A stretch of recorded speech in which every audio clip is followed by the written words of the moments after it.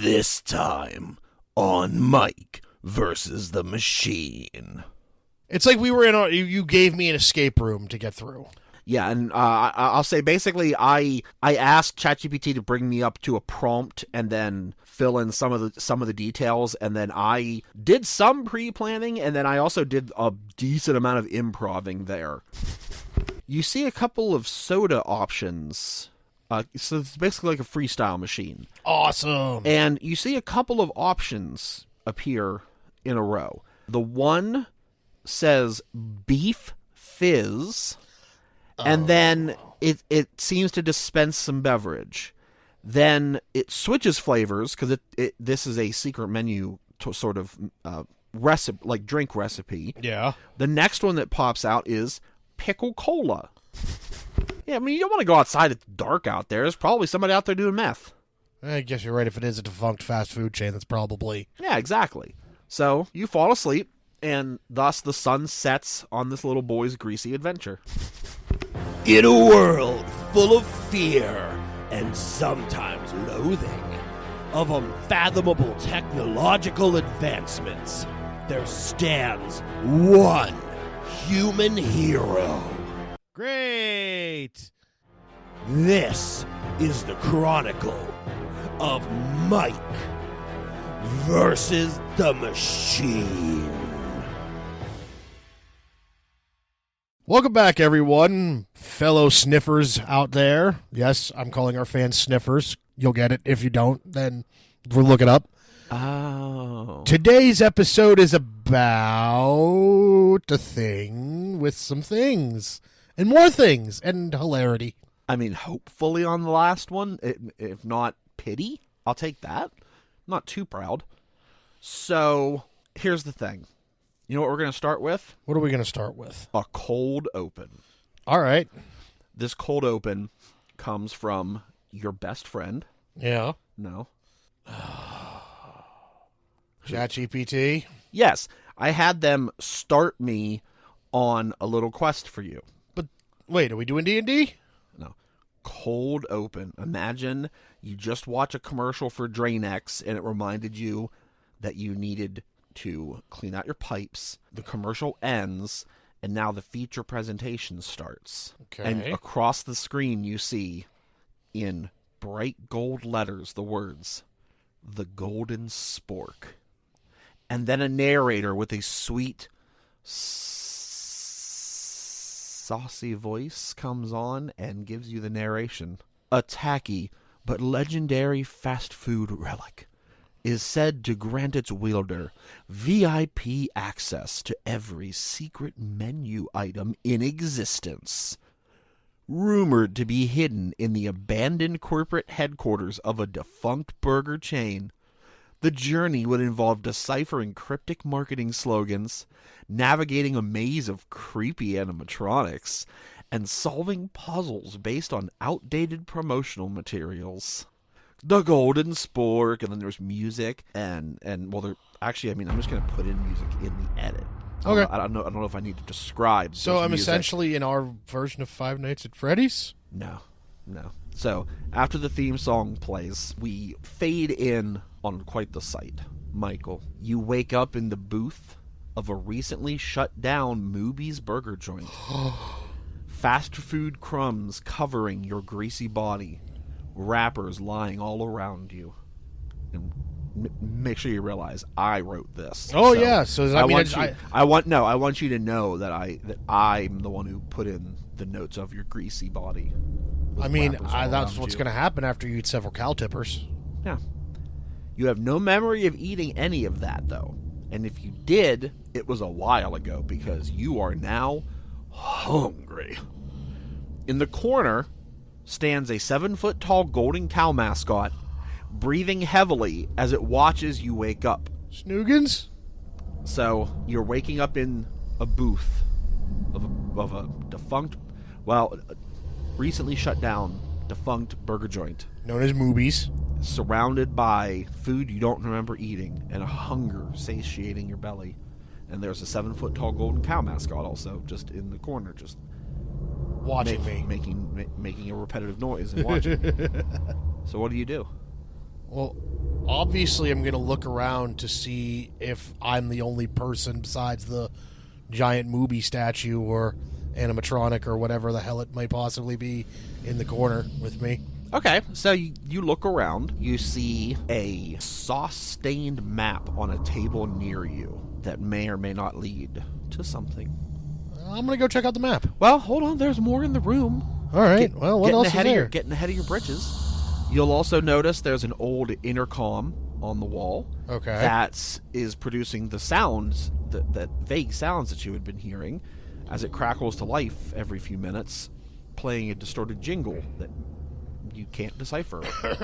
There is also a pathway back toward the kitchen and the offices, but on the outside of here there is a soda machine that has a flashing LED screen, and there's also a plethora of movie mascot posters where the eyes don't look quite right. Huh, okay, well, obviously I want to check out the map, but since I just woke up and I might have a powerful hunger about me, I'm probably going to have a powerful thirst about me. I'm going to go check and see if I can get some nice cold pop from the pop machine. Pop. Note that it's called Pop where we're from. If you want to find us, that should lead you in a certain direction. So yeah, I want to check and see if there's some nice cold pop that I can get. Or at least there's ice and some pop still left in the machine. That's still good. All right, so you walk up to the soda machine, and you see its LED screen flashing. Insert secret menu code for refreshment. Bollocks. Okay, so, I'm going to go back and look at that map, and maybe it's got something there on there for me. Okay. So you head back toward the map, and you find a crumpled, sauce-stained map on a table with certain rooms circled in ketchup, and there's some other sauces across the map. Are there any numbers on the map that, could indicate? Because I have a powerful thirst right now. No. You don't find any numbers. The only text you find upon the map says, "Beware the Friar's Gambit." And yes, it's written in that accent. Oh, huh. Didn't know something written could have an accent. Well, okay, let's see. So what rooms are circled on this map that I see? There is the kitchen. Okay. The break room. Okay. The dishwashing area. The dining room is kind of grayed out. That's going to be the starting area. I'm not expecting anything to be here. I think I know what's going on. I'm on a choose your own adventure thing. Maybe. Okay. So what do you do? I don't really think I'm not going to go anywhere near the 7-foot movie. That thing is kind of, giving me the heebie-jeebies. It continues to stare. Yeah, I don't like it. I don't like being stared at like that, in a dark corner in a musty old building. Like, yeah, no. Its eyes glow a greasy yellow, and its mechanical hoof gestures toward the door with the dramatic hiss of compressed air. Yeah, I'm avoiding that at all costs right now. You know what? I think I'm going to check out the safest, where I feel would be the safest place right now. I want to head back and check out the break room, see if maybe I could find this code, because I'm thirsty. So back in the break room, you find a shrine made of fry boxes, melted cheese, and a few strategically placed fries. Above the shrine, there is a handwritten sign that says, "All hail the Grease Father." And once again, that accent was also printed with it. Grease Father, okay. All hail the Grease Father. Is there anything else in the room that I should know? Like, are there lockers? Are there cubbies? Are there... Everything else has been meticulously cleaned out. All the lockers are open and empty. You say there are 3 fries in discerning places on this shrine. Sure. I don't think I said a number, but yeah, let's say there's 3. And they're strategically placed across the shrine, made of fry boxes and melted cheese. Okay, so 3. I gotta remember that number. So 3. I want to inspect the shrine closer. Okay. You see it's almost built up sort of like a castle. There is an entrance, 2 towers to each side with parapets or whatever, and there are 3 fries standing in front of the doors. Of the doors, only one is open. The middle one. The main entryway. I kneel down to look inside the main entryway. Within the main entryway, you see tucked in beneath there, a ketchup packet. I carefully use my fingers to reach in and grab said ketchup packet. Ah, so as you grab the ketchup packet, you notice that you have pressed a secret button. What did I do? What's that noise? So, as you pull out from there, you see the noise was coming from right by all the fry boys. And they light up in sequence, and they say, ding, dong, ding. To 3. Huh, okay. But I can't remove the ketchup packet. Well, you picked up the ketchup packet, Okay. and in picking it up, you hit the button. Is there anything on the ketchup packet that I should know? Anything? There's a numbers or anything scribed on it, like anything written? Maybe a number, a sequence, something, maybe a musical note. There, you see the 3 symbols, like for an internet connection, or like a service for your cell phone. Smallest, middle, and highest in that order. Okay, so I look at that, and I remember how the 3 little fry boys made the noise. So I have to rearrange them. I'm going to rearrange them from ding to ding to ding. And as you do that, a drawer opens up in the small desk table that was sitting in this break room. Inside the drawer is a greasy key labeled office. I'll take the key. Okay. All right. Is there anything left in the break room other than the shrine and what I have just done? That is all. Okay. So obviously I just grabbed the key that goes to the office.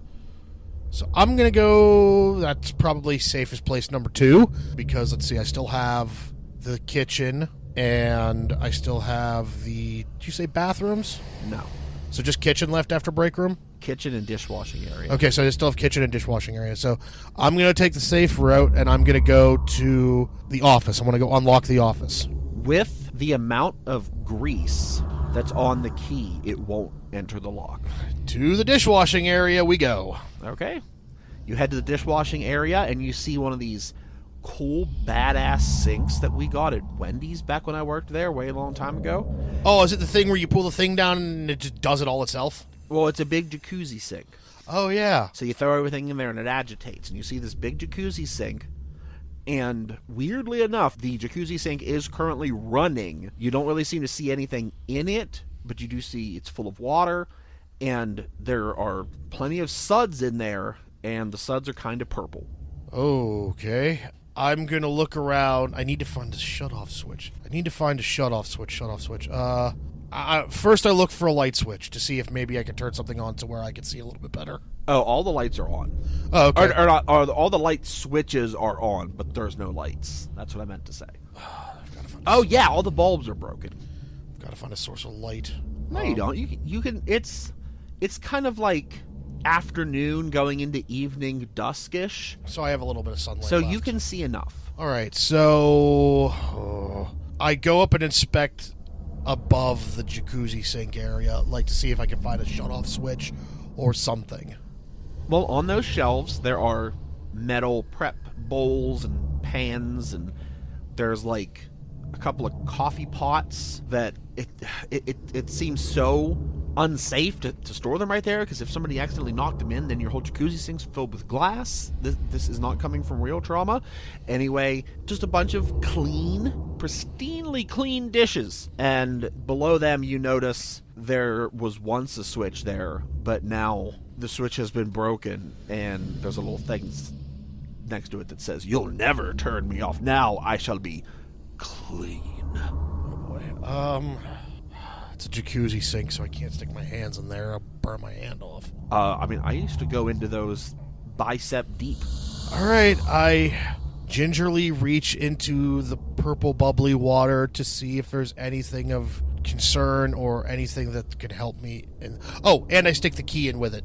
Thank you. That was going to be my next question. I stick my hand with the key in there, 1 to wash the key, and 2 to see if I can find anything in there. See, funny thing is, I put the coffee pot talk in there as a bit of a red herring, because no, there's no glass inside of this jacuzzi sink, thankfully. Okay, good. But I was also attempting to test your former food worker knowledge, because purple, at least at my Wendy's, was the color of a particular type of cleaner? It was degreaser. Degreaser! Precisely. So you put your hand into the sink holding the key. Yes. You can feel, as you feel the chemicals assaulting your skin, because yes, that stuff does it. Oh, it turned my skin red. Yeah, it's an irritant. But it felt so lovely and clean. No grease on this boy. Well, not until later. But you start to feel the grease falling away from the key, as well as, ow! Somebody's, at least it wasn't a meat knife. It was a vegetable knife. They're a little more dull. They're the ones with the green handles. Yeah. At Wendy's back in the day. And that green-handled knife hits you, and you do take 1 hit point of damage. How many hit points do you have? I don't know. We're not playing Dungeons and Dragons.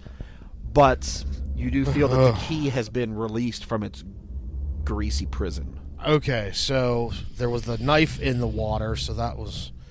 So I'm just going to take my hand out, and then I'm going to take the key back. We're going to leave the kitchen area. We're going to leave the dishwashing area for now. And you only are lightly bleeding. I can deal with it. It'll clot in a second. Hopefully there's not any anticoagulants in the air. Oh, Jesus. Or any snakes. I need to find something to wrap this up. Is there a rag anywhere near that I could use to cover this little nick up? Maybe a first aid station? There's a first aid station. It's all out of Band-Aids. Except for that one huge square one that no one ever fucking needs. Yeah. I don't want to waste that in case I get more damage dealt and I have a bigger wound. Shit.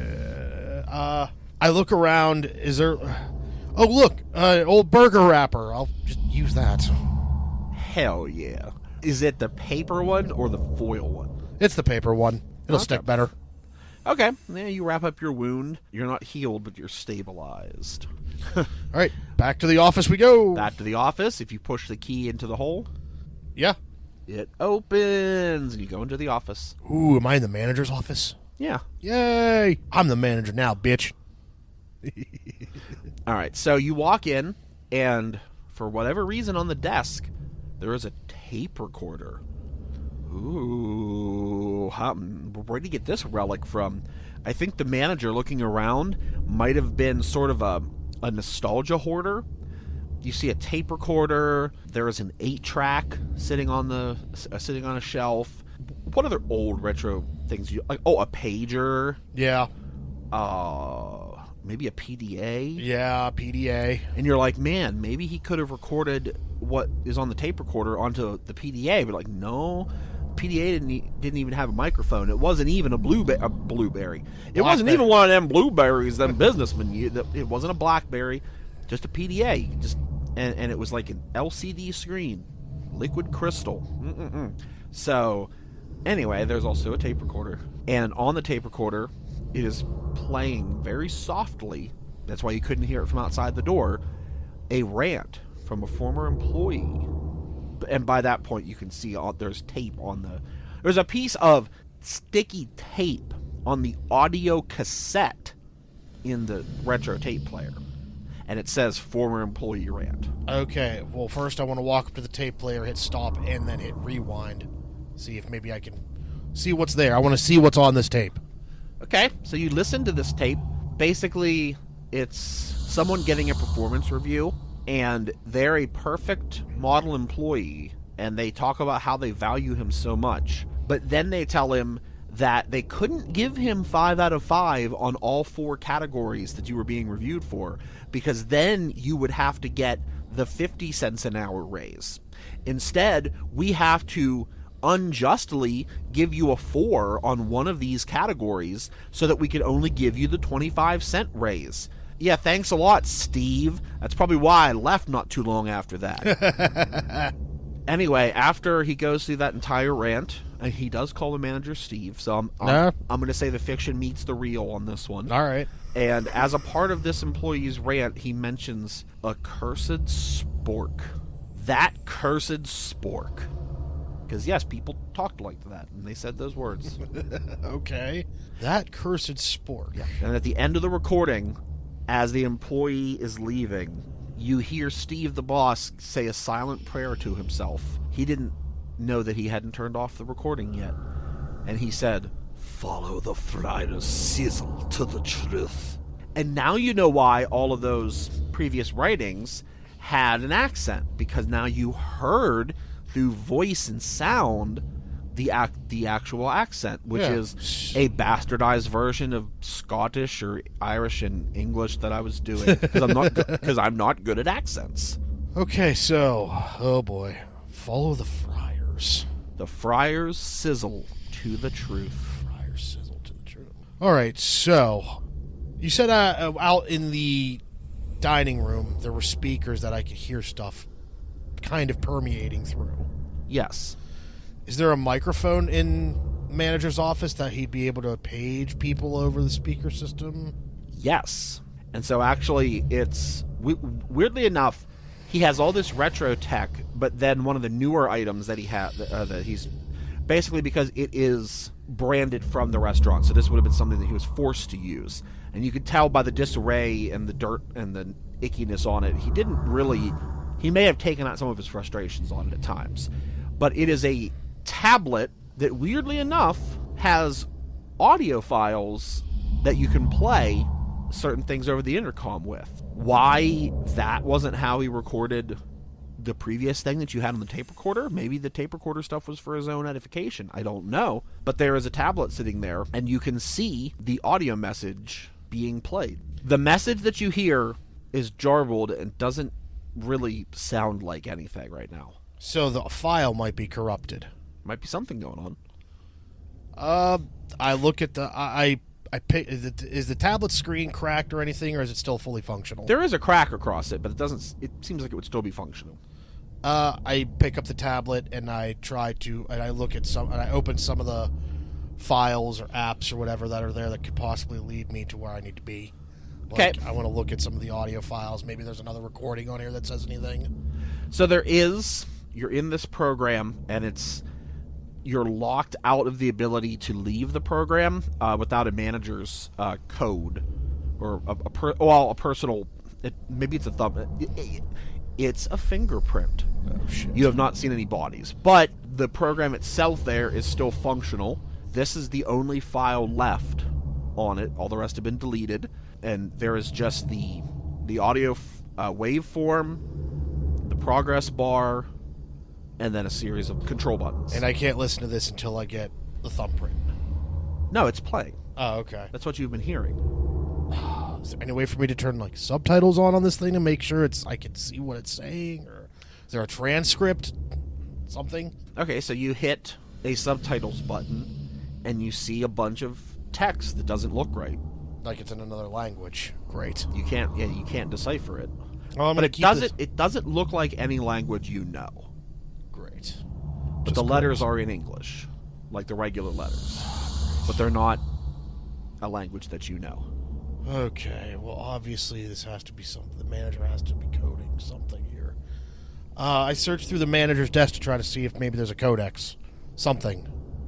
No, all of the drawers have been pulled open. All of the files. You kind of look over outside of the manager's office, and you see what looks like what may have been a campfire of sorts. And there's a bunch of paper, ash, and things around there. So he may have burned. Someone may have burned all of the paper evidence. Shit. Okay. So there's really nothing left in here, is there? I got the tape recorder. I got the. There is the sound. There is the sound playing. There was the sound playing from the tablet. Yes. And I can't shut it off. You can't shut it off, but there are other controls present. Can I pause it? You hit pause, and it pauses. Okay, that at least stopped it for now. Can I use the 8-track player for anything? There is no 8-track player.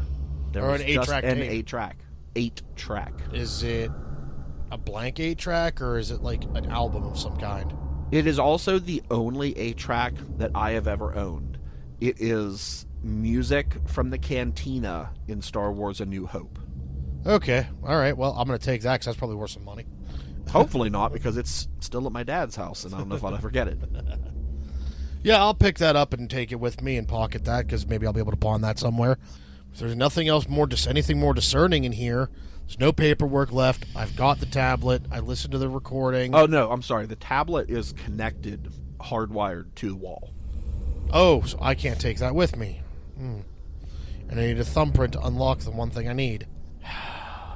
These letters that come when I put the subtitles on, are they in any kind of spaced out order to where I can... Yes, they look like the length of words, but they're not making words that you could tell.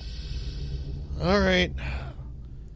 There's got to be a pen, paper around here somewhere. Yeah. I mean, yeah, there's blank whatever. Oh, there is a pile of paper bags. I pick up one of the paper bags and a pen, and I just start writing and see what I can...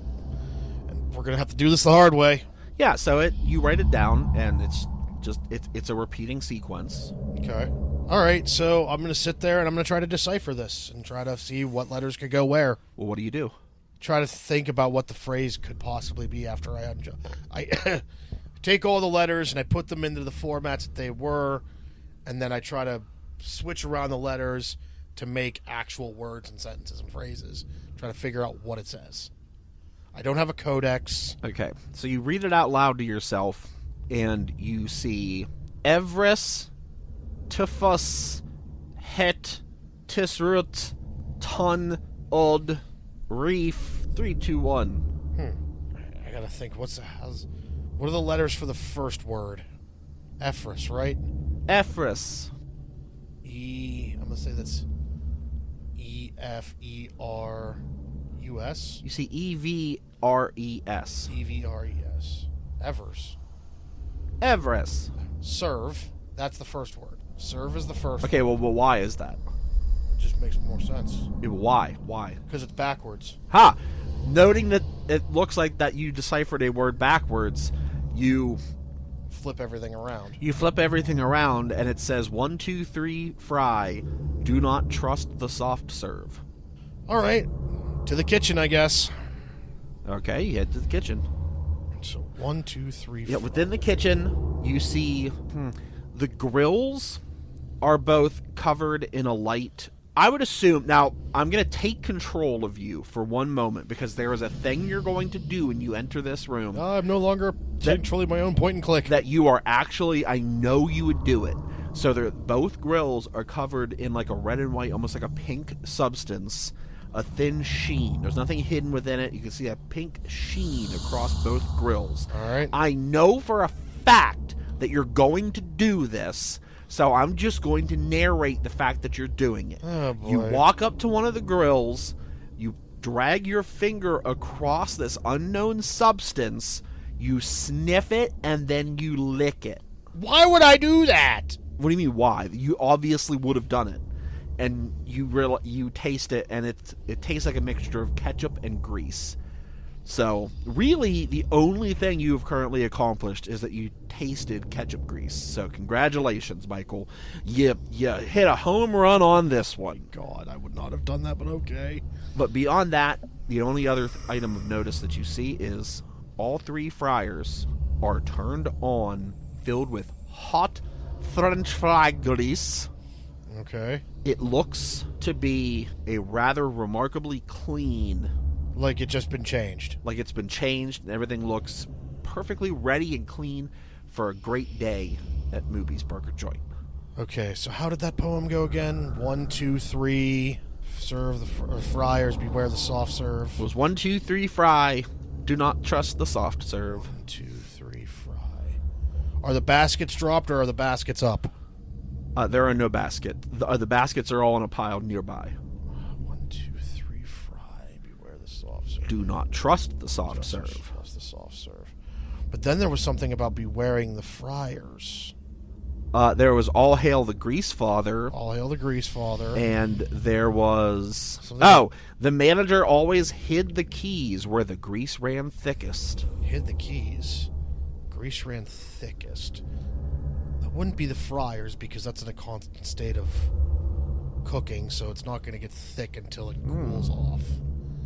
Where the grease would be the thickest, where would the grease run the thickest? Oh, the grease runs the thickest is going to be over the hell do they call that? Hood. So it's going to be over the griddle. It's going to be over the grill. The hoods are immaculately clean. Like they were the things that had recently been put into that jacuzzi sink filled with degreaser. Which is the way I used to clean the hoods. Yeah, okay, so it's not the hood. I didn't mean they would be in the hoods. I'm going to say where the grease runs thickest is going to be closer towards the griddles or the flat tops or whatever on the stoves where they cook the burgers. That's where I think the grease is going to be the thickest. But the grease isn't thick because it's been diluted with ketchup. Remember, you ate some of it. This is true. Okay. You tasted it. What did it taste like? It tasted like greasy ketchup. Yeah, but what were the notes that you felt within that greasy ketchup? Tomato, sugar, old grease, and a touch of maybe onion and garlic. Would you say it tasted like a hush puppy? Kind of. See, that's exactly why you would have done that, and that's why I just narrated it for you. Oh, Christ. All right. I'm going to have to make my way over to the fryers, but they're all turned on, so I have to be careful here. All the fryers are turned on. Everything up top and around is immaculately clean. Are these fryers labeled with numbers or anything like that? No. Okay. They're immaculately clean. The grease is clean. The manager always hid the keys where the grease ran thickest. Open up the bottom to the fryers. Because that's when you drain it, it's thick. So that's where the grease runs thickest. So, like somebody putting on airs, the outward appearance of the fryer is very, very clean. Like somebody paid so much attention to making sure that it looked all perfect and pristine from a distance. Yeah. But when you open the bottom where all the valves and things are, you find just a mess of thick, icky, grossy grease. And there is a panel on the back that has controls, overall settings for the fryer. But next to that, you see an additional compartment and panel. I open the panel. It doesn't open, but by touching it, you do see a key pad on it next to a thick run of grease. So the number's in here somewhere. Well, it's like a little keyboard and it has numbers and letters. Yeah. It has a regular keyboard on it. I'm gonna look and see where I could see what numbers and letters have been pushed the most. Funny you say that, but there were greasy fingerprints on the keypad on the soda machine. You just remembered that. But that one had just a set of 10 numbers, 1 through 0. Whereas this is a regular keyboard and there is no, with numbers and letters, that has no evidence of what was pressed. Damn it. Come on. I gotta look and see which... Oh, come on. Come on, Mush Brain. You already had this clue. If it's already Remember. Think. The keys where the grease runs the... What came before do not trust the soft serve? 1, 2, 3, fry. Yes. Do not trust the soft serve. Yes. I press numbers 1, 2, 3. Okay. And then hit enter. Nothing happens. God damn it. 1, 2, 3, and I type out the word fry. Thank you. But by hitting that, you see something open. You also note that walking into this place, you never saw an ice cream machine. So soft serve, you suddenly realize, is more akin to what you ate off the grill earlier when you totally wiped your hand on it and then sniffed and ate it. Oh God, I've poisoned myself. Well, no, it's just that you realize that soft serve must have been somebody's euphemism for grease. Okay, yes. Okay, so opening the thingy under the fryer, the little compartment, you find another key. Is this one covered in grease too? No. It is also immaculately clean, and it has an eye on the top of it. I take the key. Take the key. You take the eye key. I take the eye key. Oh no, I think I know where this is going. Oh shit. Well, I'm gonna have to head back out to the lobby. Okay, and what are you going to do out there? I'm gonna have to go to the movie statue. You walk up to the movie statue. You see, it still has its screen flickering that you couldn't quite read from a distance. And on the screen it says, "Welcome to Movies. Today's special, your eternal regret." Oh no!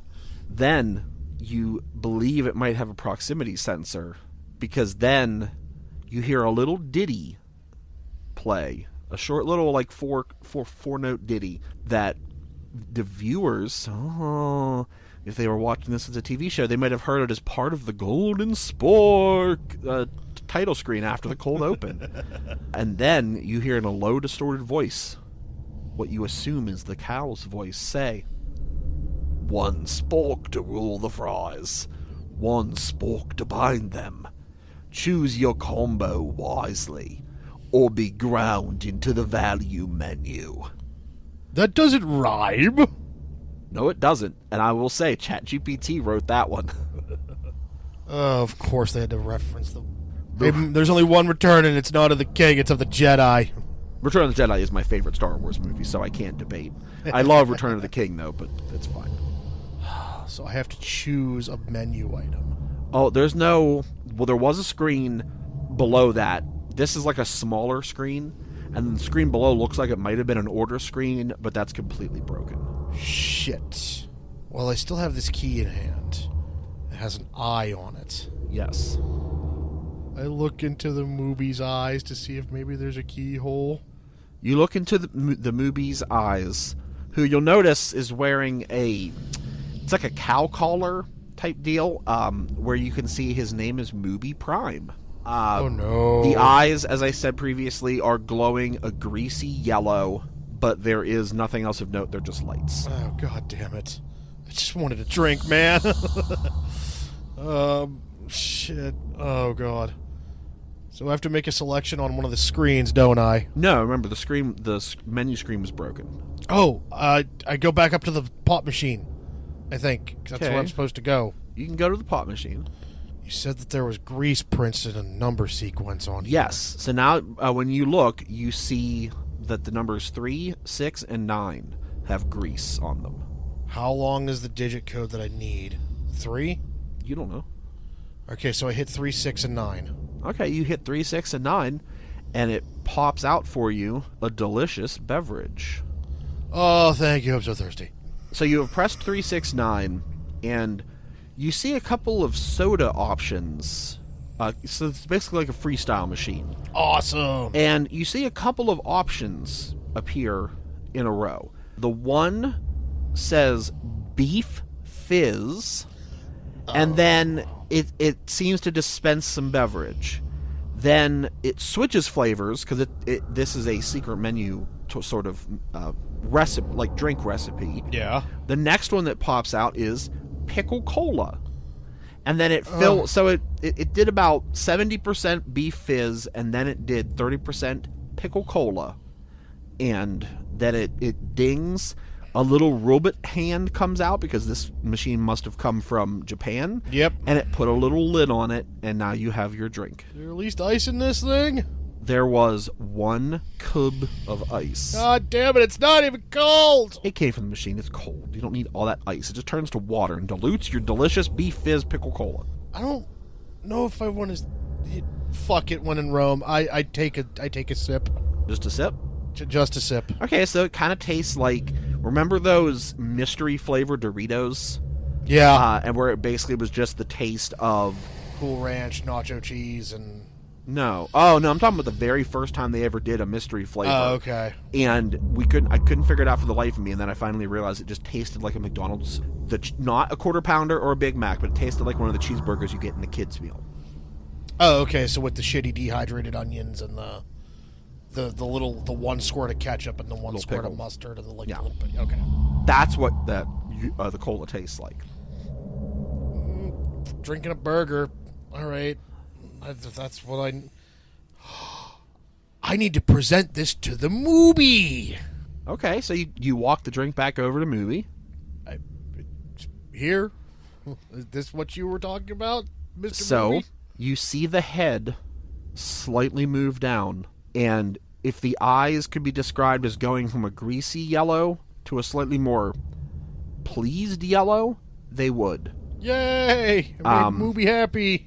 But that is literally all that happens. Oh, damn it.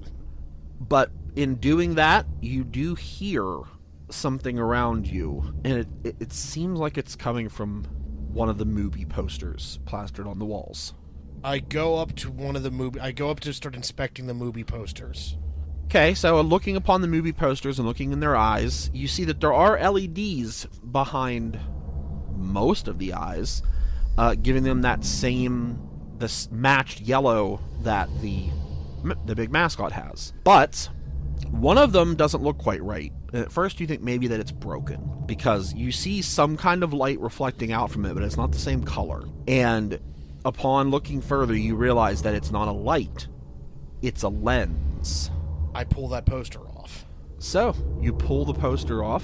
So, in one eye, you see the camera. But in the other eye, where the poster was covering it up, you see a keyhole. I put the key in. You put your second key in, and that unlocks. You hear the sound of an unlocking door, but you don't know where the door was at. You hadn't seen any other closed doors when you went back through the kitchen or through the office. So it's obviously on the wall with the posters. You heard it clearly from your vantage point in the dining room. Oh, so it's just in the dining room. Oh. Did I just unlock the front door, maybe? I don't know. I go and test the front door. Oh, no, the front door is locked. Oh. Outside, it has started to go toward dusk, and it look a little scary out there. Shit, I'm losing light. It look a little scary out there. I'm losing light. Fuck. I start checking the booths to maybe see if it opened up a trap door or something like that leading down. Okay, so you look through all the booths and things. You come back to the booth where you were at. You see the greasy imprint of your butt cheeks on one of the booths, and you can still see all of the wrappers that are laying around. It's come to your attention only at this point. You look at where you were on the booth, and you're like, why does it look like I left cheek prints? And that's when you realize this whole time you've been naked and covered in grease. So you're the greased up, like, naked man. Oh no, am I the Grease King? You might be. But, that just is a sudden revelation that you are actually completely declothed. Oh man, my balls have been out this whole time. And somebody's been watching me with my balls out this whole time. Yeah. It's magical. No, it's not magical. My balls are exposed. As they never should be. Anyway, doing all that, you don't really find anything. You don't find any doors or anything. And man, that pickle, that beef fizzle pickle cola is really hitting you. It's like, oof. I'm gonna blow it up. Well, you gotta tinkle. Right. I gotta go I go try to find the bathroom. Okay, you gotta find the bathroom. You find both bathroom doors knocked in, and the entirety of the innards of the room is just caked in what looks like hot grease that was shot out of a hose.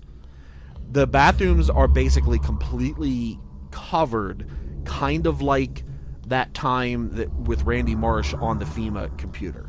The spooky ghost with the ectoplasm? Yes. So both bathrooms, to your sensibilities, are almost completely inaccessible. Shit. But between those two bathroom doors, there is what looks like a supply closet, and it's got a sweet little handle there. Grease-free. I open the supply closet. You open the supply closet, and as you open it, you look on the back of the door, and there was a complicated little device whose little bar had been opened, making you realize that was the poster. Unlock. Oh. And as you enter this hidden storage room, something happens. I'm naked. I don't need anything happening. Okay. So, you come into the closet, you see cleaning supplies that would have been desperately needed. No degreaser, though, so Lord knows how you're going to clean out the bathrooms. I think all the degreaser is in the jacuzzi sink. Yep, sure is. But at the back of the closet, you do see a bit of light streaming out of the wall. Huh. I go and try to press on the wall and see if it's a secret door. It does give a bit. I push a little harder. It gives a little bit. I forcibly push this thing. It gives a pretty good bit. I keep pushing. I just push. As well as dropping a little pee, and maybe just the slightest round little rabbit turd as you do, because you are greased up and naked. Yeah, why? And with that exertion, the door gives way, But you realize now, because you didn't give it a swift kick like I wanted you to, you actually fall through, greased up as you are. Oh, and shit! You do a greased up boy fall down a short flight of stairs. You take 2 additional HP of damage. And you land at the bottom with a tunnel leading forward. I'm assuming I'm covered in piss. No, your pee-pee is at the top of the stairs. It's maybe slightly starting to run down the first stair, and the little rabbit turd is just sort of rolling in the opposite direction, so you're at least lucky there. Oh, yeah. But your pee is starting to descend the stairs. Just get up, Mike, and just sally forth. And you do. You sally forth. You Sally Field your way down a little corridor. Is there pants anywhere, please? You do see, sitting near a small alcove, a pile of clothes. Fuck it. It is a pair of browned pants with some shoes with fur on them. Oh, no. And then the top shirt is basically like a hoodie, except the hood you zip down over your face, and it would turn you into a golden movie. I gotta put them on because I'm so tired of being naked.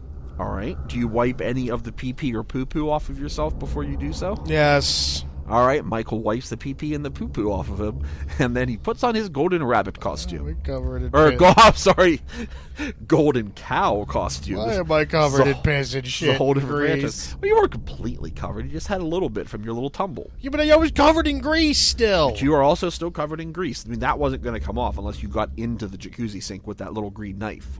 I'm glad I didn't. Yeah. But, yeah, because you might have lost your penis there. Yeah. But anyway, yeah, you. Well, I didn't know I was naked until I was at the movie statue. Yeah, why you didn't notice that? I have no idea. So imagine a greased up Eggman standing in a kitchen. I am not Eggman. Who then drags his dirty greasy finger across a grill and then sniffs and then licks a mixture of ketchup and grease. This is our hero. Oh, fuck off. But anyway, you put on your costume, and if you continue down the corridor, you see a keypad door with another frickin' keyboard. A full QWERTY keyboard. And there is a neon sign nearby that flashes Mooby's Secret Sauce. Oh, hell. Mooby's Secret Sauce. Okay. Is this just a numbered keypad, or is it a lettered one? No, it is a full QWERTY keyboard. I type in Mooby's Secret Sauce. Oh, man. I actually thought we were going to have to go a little bit on that one, and you were going to, overthink it. But no. You notice it doesn't do anything with the Mooby's part of that, but when you type in the words Secret Sauce, it pops up and says, password confirmed.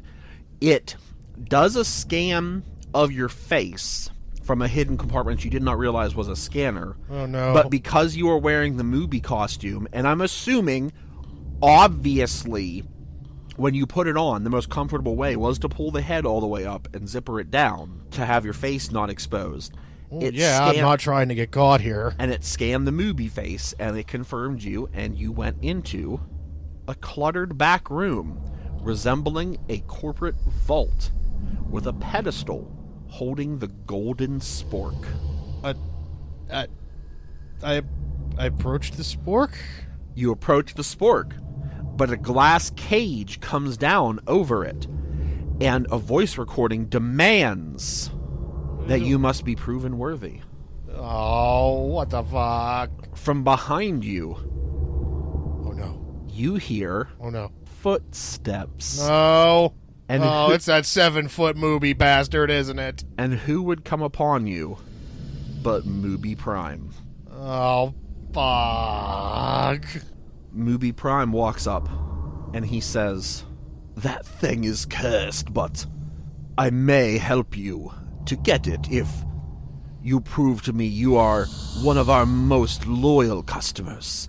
But I must tell you, that thing was forged from the melted down utensils of bad people, neo-Nazis that ate here with Klux Klan members, and we melted down their, I don't know. It's evil. Some evil bastards, but they tried to reclaim the power or something. Really, and it kind of just looks like a sport that's been painted gold, but, who are you to know? Yeah. It's basically telling you it's made from recycled materials. Okay, but But that's a good thing. It's recycling. Yeah, exactly. Movie But- Prime, why are you so angry with this? Do you ask him that? No, I'm just thinking that. I'm just going to think that internally. Really? Movie Prime, why are you so angry at this? I wasn't always a 7-foot-tall golden mascot cursed to haunt a defunct burger joint. Decades ago, I was the prototype for Mubi the Golden Calf, an ambitious plan to create fully autonomous mascots that could take orders, grill burgers, and entertain kids with dead-eyed enthusiasm. The project was helmed by Dr. Steve Chumley, an overzealous Mubi's engineer who believed that fast food could be improved by making it more lifelike. But his obsession went too far when he installed an experimental AI in what would become me, Mubi Prime, to absorb customer feedback directly, allowing myself to evolve. Oh no, But I wasn't ready for all the emotional baggage of everyone who ate there. Like those neo-Nazis and the clans. I'm sorry. I'm sorry, Mubi. You've had to deal with Karens for very long, haven't you? For a very, very long time. Yes, that's why I shut down Mubi's.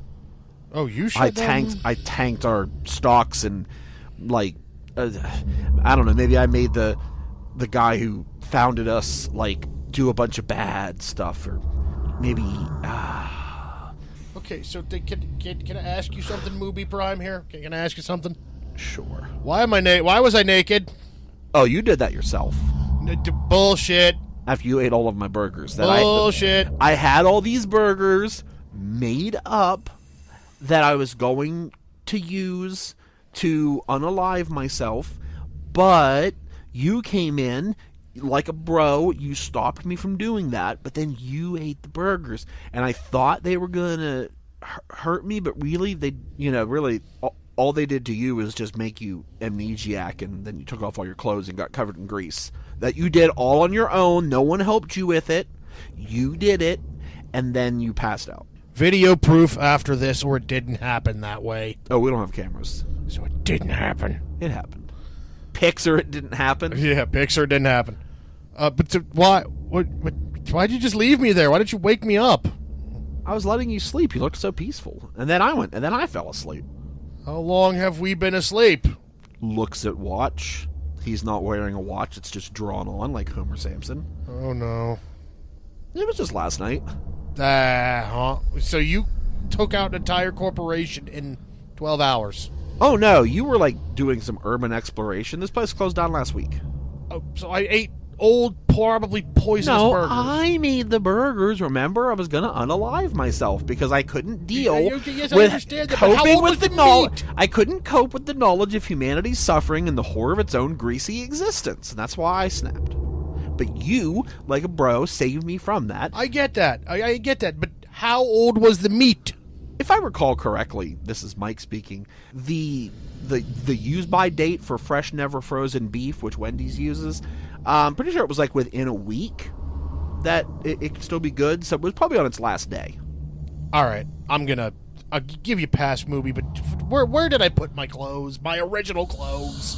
Oh, when you burned all of the papers in a weird campfire back by the office, you also threw your clothes in there. Wait, I don't remember doing that either. So wait, you were high on unaliving burgers, okay? I think I need to see a therapist. You probably should, just like I should.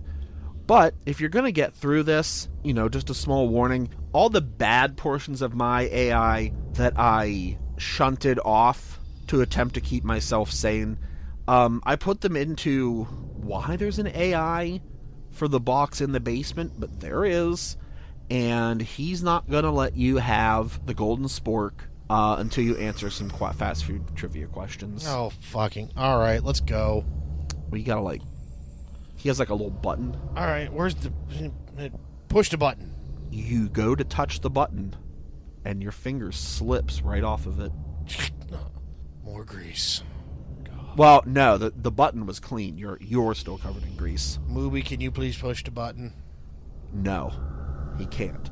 But what he does do is open up a small hole underneath his snout that looks about finger-sized.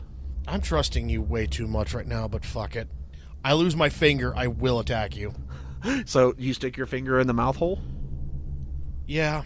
You stick your finger in the mouth hole, and you feel a sudden tightness. You feel pressure pressed against your finger.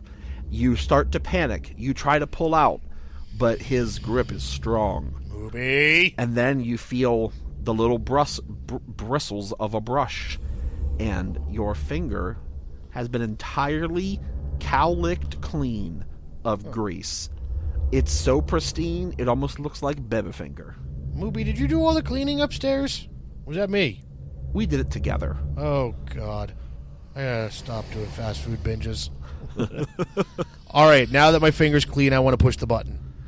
You press the button, and you hear a whirring. And a little screen comes out, and it brings forth the first question. Okay. In 1970, a fast food chain attempted to replace all forks with sporks, but quickly abandoned the idea after complaints that the spork was too powerful. Which chain was it? And you see a list of choices come up. A, Taco Bell. B, KFC. C, Long John Silver's. Or D, Burger King. Well, the only one that uses utensils on a predominant basis out of all of those, I'm going to go with KFC. Ding, ding, ding! You see a fun fact reveal. KFC actually did popularize the spork at their locations, proving once and for all that humanity was not ready for that level of utensil efficiency. Yeah! That would also be ChatGPT's opinion of sporks. I, however, do think they're okay. I use that. I mean, sporks aren't bad. Yeah, I use that plastic reusable spork at work constantly. It has the hidden knife in it. Oh, yeah. Anyway, the Mooby's lore question now. Oh, no. According to the secret lore of Mooby's, what was the original name of their signature burger before it was deemed too honest for customers? All right. You see, A, the Grease Father. B, the Heartstopper Deluxe. C, the Soylent Moo. Or D, the Beef Mistake. Okay, so this caused problems within society. I'm not going to say it was the Grease Father. Based on the clues, I'm going to say A, Grease Father. Ding, ding, ding! Hail the Grease Father. But all hail the Grease Father. Anyway, I'm bringing it back. which of these fast food items was originally created as a way to recycle leftover bread dough? A, Taco Bell's Cinnamon Twist. B, the McNugget from McDonald's. C, the Breadstick Burger from I don't know what the fuck. Or D, the Bunwich Supreme. Also have no idea. Leftover dough. Bread dough. Taco Bell doesn't make their own bread, though, so it can't be the Cinnamon Twists. It's not the Nuggets. What were the other two? The Breadstick Burger? The other two I've never heard of. The Breadstick Burger and the what else? The Bunwich Supreme. I'm going to go with the Breadstick Burger. Okay. So upon selecting that, you hear a big dong. And What? then Mooby Prime pulls out a sick, shiny, grease-shiny samurai sword and decapitates you. Then you see a screen pop up that says you died, and then there is continue or quit to main menu. Continue. Continue. It puts you to that question again. No. It starts from the first one. What was the first answer? Unskippable cutscene. KFC. KFC. What was the second one? Oh, Grease Father. All right, what letters were those two as well? A was Grease Father, and I think C was KFC. He decapitates you again. Continue. Continue. B KFC, And A, Grease Father. Okay, and then you're brought up to the thing. A, Cinnamon Twist. B, McNugget. C, Breadstick Burger. D, Bunwich Supreme. Fuck it, Cinnamon Twist. Ding, ding, ding! Taco Bell Cinnamon Twists are made from a type of wheat pasta that puffs up when fried, proving that recycling can be deliciously deceptive. But they don't have anything with bread! Well, it was the way to recycle leftover bread dough. Oh, You don't know how alright. long ago that was, or I guess you're where right. the bread dough came from, or maybe it was from when they were making... Maybe she just messed up when she made this question and she meant tortilla dough. Alright, cool. I don't know. But either way, the Cinnamon Twist. So, satisfied, Mooby Prime starts doing a dance. He's incredibly happy that you shall take the spork. The health code violations, all of that suffering, it's all finally over. I can finally enhance my own experience. And then Mooby starts to glow, an ethereal, greasy glow. And Mooby Prime starts to float and ascend toward the ceiling, and then puffs out in a spray of sparks, like she was some kind of goddamn electric ghost angel. Oh, what the fuck? But the spork is there for you to grab. Guess I'm just gonna go grab the spork. You grab the spork.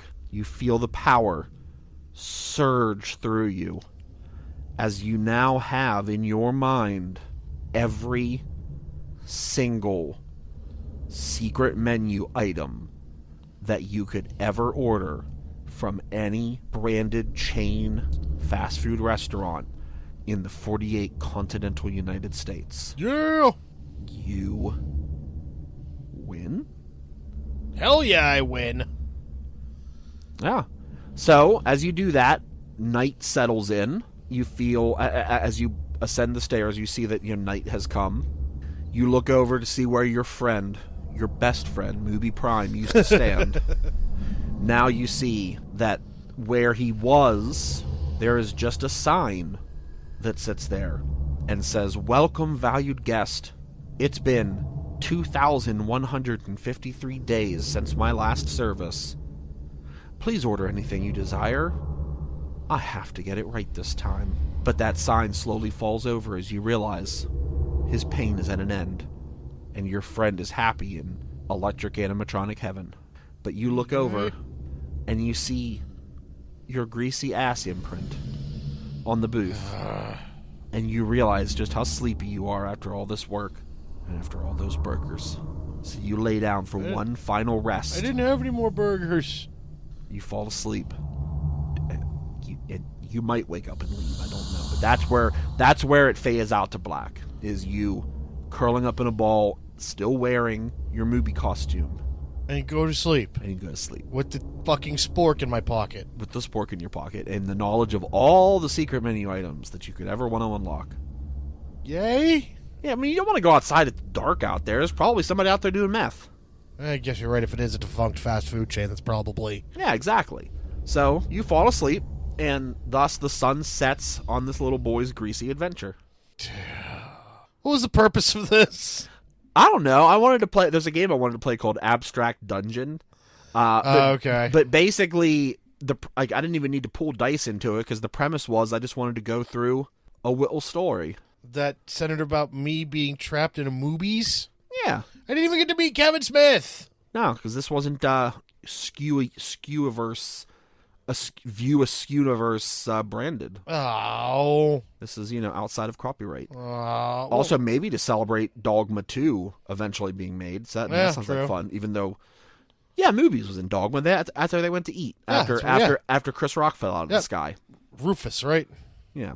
Anyway, so was that fun? Yeah, I liked it. That was pretty cool. Yeah, that's a pretty good lead-in. It's almost like playing D&D, but it uses the theater of the mind aspect and just not any of the extra rules or anything. Yeah, it's like a live action. It's like we were in. You gave me an escape room to get through.